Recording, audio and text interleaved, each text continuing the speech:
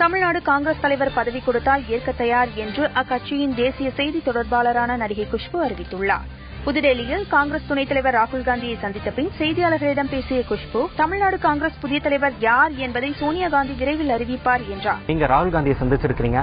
இந்த சந்திப்பின் போது தமிழ்நாடு டிஎன்பிசிசி தலைவர் குறித்து ஏதேனும் ஆலோசிக்கப்பட்டதா? இளம் தலைவர் ராகுல் காந்தி அவர்களை சந்திக்கும் போது கண்டிப்பாக இது குறித்து நம்ம பேசியிருக்கிறோம். ஆனா என்ன பேசணும் அது கண்டிப்பாக என்னால வெளியில சொல்ல முடியாது. எப்போ டிஎன்பிசிசி தலைவர் அறிவிப்பு எப்போ வெளியாகும்? அதுல நீங்களும் அந்த முயற்சியில் இருக்கிறீங்களா? உங்களுக்கு அந்த பதவி கொடுத்தா நீங்க அதை ஏத்துப்பீங்களா?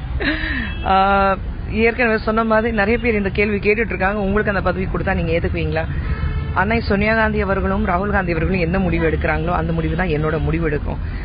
டிஎன்சிசி பிரசிடென்ட் யார் எடுக்க போறாங்க, அந்த தலைவர் பதவிக்கு யார் வர போறாங்கன்னா கூடிய சீக்கிரத்தில் முடிவு பண்ணி உங்களுக்கு சொல்ல போறோம்.